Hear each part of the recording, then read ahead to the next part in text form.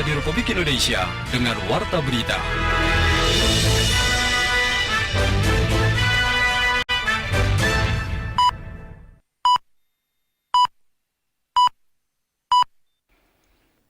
Tanda waktu tepat pukul 7 waktu Indonesia Barat.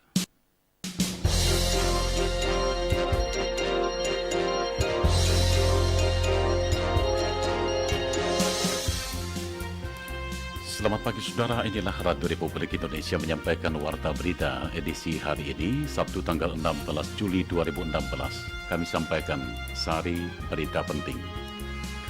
Presiden Joko Widodo menghimbau masyarakat tetap tenang menanggapi peredaran vaksin palsu. Peredaran ribuan pil ekstasi dikendalikan penghuni lapas di Riau. Korban tewas teror truk di Nice, Perancis mencapai 84 orang.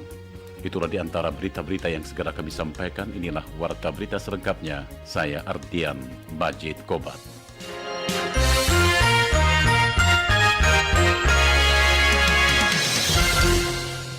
Kami mulai dengan berita yang pertama. Saudara, Presiden Joko Widodo menghimbau masyarakat untuk tetap tenang dalam menanggapi peredaran vaksin palsu.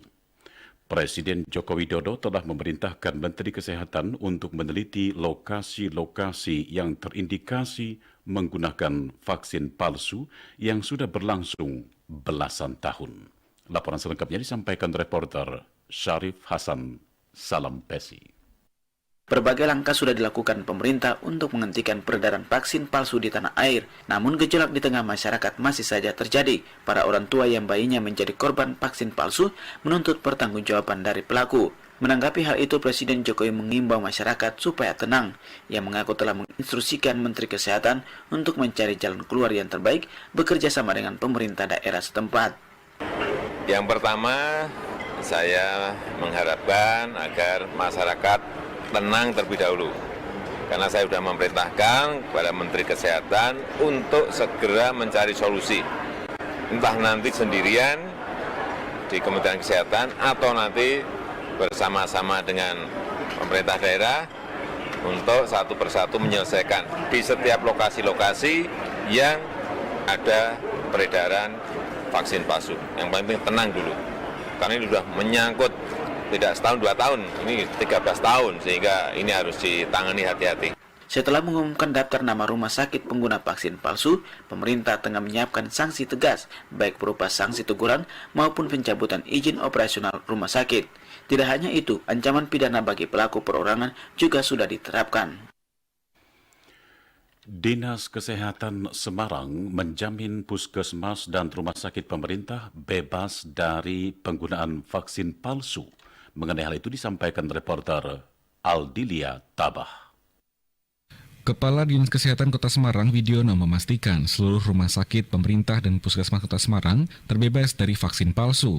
Meskipun rumah sakit di Kota Semarang tidak termasuk dalam data pengguna vaksin palsu temuan Menteri Kesehatan, Widiono mewajibkan semua rumah sakit untuk tetap melaksanakan koordinasi intensif, pendataan, dan penelitian keaslian vaksin. Widiono menghimbau kepada masyarakat untuk tidak terlalu panik karena sebenarnya vaksin palsu tidak terlalu berbahaya. Vaksinnya itu secara umum tidak berbahaya, karena kalau berbahaya masuk bertahan sampai 13 tahun, itu yang pertama. Namun demikian bukan berarti tidak apa-apa Anda, karena begini, ada 3 hal. Yang pertama, vaksinnya sendiri itu vaksinnya sendiri itu bahannya apa? Kita kan nggak tahu, bisa menyebabkan alergi enggak?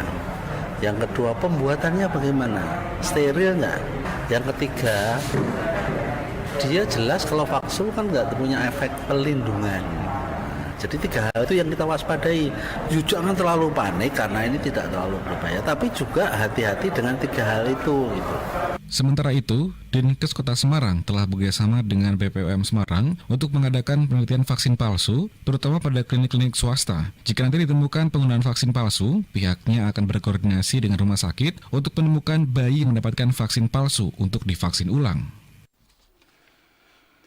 Beralih ke berita lainnya, Polresta Pekanbaru berhasil menggagalkan peredaran ribuan pil ekstasi yang dikendalikan salah seorang napi berinisial WU dari dalam Lembaga Pemasyarakatan LP Tempilahan Riau.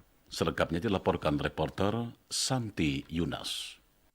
1.000 butir pil ekstasi dan 1 on sabu-sabu yang ditangkap Satres Narkoba Polresta Pekanbaru diketahui dikendalikan oleh salah seorang tahanan dalam Lembaga Pemasyarakatan Tembilahan berinisial HN. Hal ini diketahui setelah dilakukan interogasi terhadap pelaku WU yang ditangkap di kawasan Rumbai pada Kamis sore lalu. HN, penghuni lapas, menyuruh WU untuk mengambil barang dari Medan yang berisikan pil ekstasi dan sabu untuk diedarkan ke Kota Pekanbaru. WU diupah oleh HN, penghuni lapas, sebesar 3 juta rupiah. Namun belum sempat diedarkan, WU ditangkap Satres Narkoba Polresta Pekanbaru. Dan informasi juga bahwa yang bersangkutan ini mendapat order dari orang yang saat ini berada di lapas Tembilahan. Faktanya seperti itu. Bahwa informasinya itu dari tahanan narkoba yang saat ini sudah berada di lapas Tembilahan. Nah, akan kita coba telusuri kembali. Kita cari koordinasi lagi. Atas kepemilikan 1.000 pil ekstasi, WU terancam hukuman mati. Sementara itu, Polresta Pekanbaru akan berkoordinasi dengan Lapas Tembilahan terkait salah seorang tahanan di dalam lapas mengendalikan peredaran barang haram ini.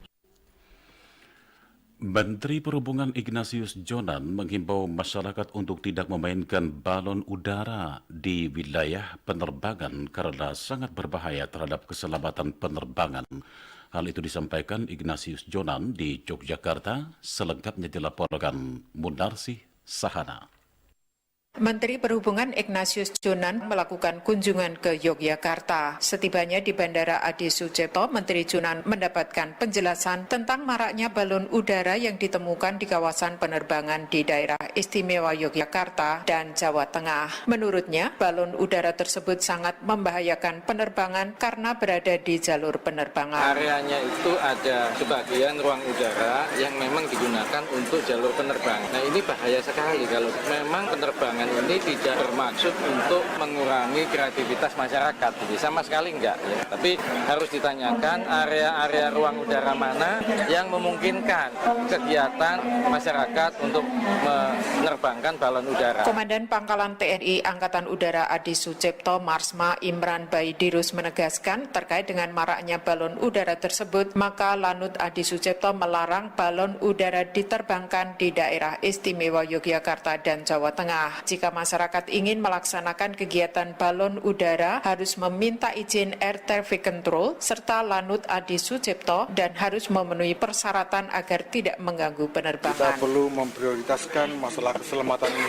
penerbangan dari maupun ke Yogyakarta dan juga di wilayah Jawa Tengah. Dalam hal ini menegaskan bahwa tidak direkomendasikan untuk melepas balon udara tanpa awak karena tidak terprediksi kecepatan, arah dan ketinggian balon. Maka pelarangan ini berlaku untuk seluruh Yogyakarta dan Jawa Tengah. Sementara itu, District Manager Air Navigation Yogyakarta Nono Suharyati mengimbau agar masyarakat mengikuti aturan yang ada dan ikut memberikan prioritas pada keselamatan penerbangan. Jadi mari kita carikan solusinya. Penting mana ini ratusan jiwa yang terancam dengan hanya mempertahankan tradisi balon udara. Oleh karena itu, mari kita pertimbangkan, mari kita atur supaya keselamatan penerbangan di wilayah Jawa Tengah khususnya itu bisa aman dan terkendali. Dari tanggal 6 hingga 14 Juli 2016 telah ditemukan lebih dari 50 balon udara di 27 titik di daerah istimewa Yogyakarta dan Jawa Tengah berasal dari Festival Balon Udara di Wonosobo.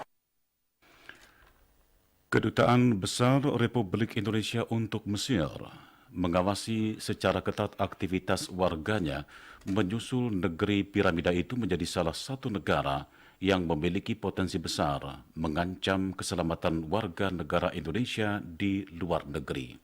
Berikut laporan Borgias Jaman dari Kairo, Mesir. Duta Besar Republik Indonesia untuk Mesir Helmi Fauzi berkomitmen untuk memberikan perlindungan kepada warga negara Indonesia di Mesir sesuai dengan salah satu dari 9 program prioritas pemerintah Joko Widodo kala. Helmi Fauzi kepada RRI di Kairo mengatakan, perlindungan terhadap warga negara Indonesia di luar negeri termasuk di Mesir adalah satu prioritas pemerintah karena bila warga negara Indonesia di luar negeri merasa dilindungi, diayomi, maka itu merupakan bukti kehadiran negara. Menurutnya, perlindungan terhadap warga negara Indonesia di Mesir merupakan salah satu fokus perhatian Kedutaan Besar Republik Indonesia di Mesir karena Mesir termasuk negara yang memiliki potensi yang besar mengancam keselamatan warga negara Indonesia. Salah satu program utama dari Presiden Jokowi adalah dalam poin pertama dari Nawacita adalah perlindungan warga negara Indonesia dan Badan Hukum Indonesia. Perlindungan terhadap warga negara Indonesia ini juga terutama warga negara Indonesia yang ada di luar negeri, baik itu tenaga kerja Indonesia, termasuk juga di dalamnya perlindungan terhadap pelajar-pelajar Indonesia. Jadi adalah kepentingan kita bersama untuk melakukan pembinaan, pengayoman terhadap juga pelajar-pelajar Indonesia yang sedang berkuliah di luar negeri, terutama di daerah-daerah semacam Mesir ini yang dikategorikan sebagai perwakilan rawan. Rawan karena beberapa potensi-potensi ancaman yang tetap kuat yang bisa mengancam keselamatan warga negara Indonesia. Helmi Fauzi menuturkan, untuk memberikan perlindungan terhadap warga negara Indonesia di Mesir, pihaknya terus melakukan komunikasi yang lebih intensif, melakukan upaya pengenalan yang dalam terhadap karakteristik warga negara Indonesia di Mesir. Dengan komunikasi dan pengenalan yang lebih baik, ungkap Helmi, maka akan mudah melakukan kerjasama antara warga negara Indonesia, khususnya terkait perlindungan warga negara Indonesia di Mesir. Burgias Jaman dari Kairo, Mesir melaporkan. Warta berita ini disiarkan oleh Radio Republik Indonesia. Dari luar negeri diberitakan korban tewas teror truk di Nice, Prancis hingga pagi ini tercatat 84 orang dan lebih dari 200 orang lainnya luka-luka. Pelaku yang identifikasi bernama Mohamed Lahoujej Bohel, 31 tahun itu, mengemudikan truk seberat 19 ton secara zigzag sejauh 2 km sambil menerjang orang-orang yang berkumpul di Promenade des Anglais. Aksi itu dilakukan saat orang-orang sedang menyaksikan pertunjukan kembang api dalam rangka perayaan Bastille Day atau kemerdekaan Perancis. Perdana Menteri Perancis Manuel Valls menyebut pelaku di balik teror truk adalah seorang teroris. Kantor berita Perancis AFP hari ini menyebutkan identitas pria yang mengemudikan truk pembunuh massal di Nice sesuai dengan dokumen identitas yang sebelumnya ditemukan polisi di dalam truk tersebut. Saudara, komentar Radio Republik Indonesia pagi ini menyoroti peristiwa teror di Perancis menjadi peringatan bangsa-bangsa di dunia termasuk Indonesia. Selengkapnya disampaikan Danang Prabowo. Aksi teror berdarah kembali mengguncang dunia. Perancis kembali menjadi sasaran, tepatnya di kota Nice, tanggal 14 Juli waktu setempat. Data sementara menyebutkan sedikitnya 84 orang tewas mengenaskan dan ratusan lainnya mengalami luka-luka ketika sebuah truk bermuatan senjata dan granat secara membabi buta ditabrakan pada kerumunan masyarakat yang sedang merayakan Bastille Day. Aksi teror ini merupakan yang kesekian kalinya di Perancis dan yang kedua kalinya dalam 8 bulan terakhir. Dua kejadian terakhir sama-sama membawa korban yang tidak sedikit. Aksi terorisme tersebut melengkapi sejumlah aksi teror yang terjadi di berbagai penjuru dunia akhir-akhir ini, termasuk di Indonesia yang juga dikejutkan dengan peristiwa bom bunuh diri di Jalan Tamrin, Jakarta Januari lalu dan di Mapolresta Surakarta sehari menjelang Idul Fitri. Peristiwa-peristiwa ini dapat dimaknai bahwa aksi terorisme dapat terjadi di mana saja dan kapanpun waktunya tanpa diduga maupun dideteksi sebelumnya. Apalagi cara dan target sasaran pun berbeda-beda. Aksi biadab tersebut harus menjadi momentum untuk kembali memperkuat komitmen bersama bahwa bangsa Indonesia tidak boleh lengah dan kalah menghadapi ancaman terorisme. Sebagai perwujudan komitmen melawan terorisme tersebut, seluruh elemen bangsa, baik aparat keamanan, intelijen, militer, aparat pemerintahan, dan masyarakat harus tetap meningkatkan kewaspadaannya mengingat sifat teror yang tidak terduga. Negara melalui aparat keamanan harus menunjukkan kepada teroris bahwa gerakan mereka mudah dipatahkan. Negara tidak boleh kalah menghadapi terorisme maupun setiap ancaman yang mengganggu Kamtibmas. Deteksi dini harus bisa dilakukan oleh aparat intelijen, terutama membongkar jaringan teroris baik yang menjadi bagian dari jaringan global maupun jaringan di lingkup lokal. Melalui deteksi dini intelijen, aparat keamanan diharapkan dapat bergerak melakukan penangkapan sejak dini untuk mempersempit ruang gerak penyebaran paham terorisme serta menggagalkan setiap rencana aksi teror di tanah air. Untuk ini, sangat penting bagi kita semua mengatasi akar penyebab terorisme dan menghilangkan kondisi yang mengundang ke arah terorisme. Salah satunya adalah melalui upaya global mengatasi masalah kemiskinan, masalah sosial, dan ketidakadilan sebagai bagian dari dunia yang tengah dicengkram oleh ancaman terorisme. Indonesia juga tidak boleh ketinggalan dalam perang terhadap teroris. Terorisme tidak dapat ditangkal dan dilawan dengan kekuatan senjata atau operasi militer. Terorisme juga tidak bisa dibungkam dengan setumpuk aturan hukum mengenai intelijen dan anti-teror.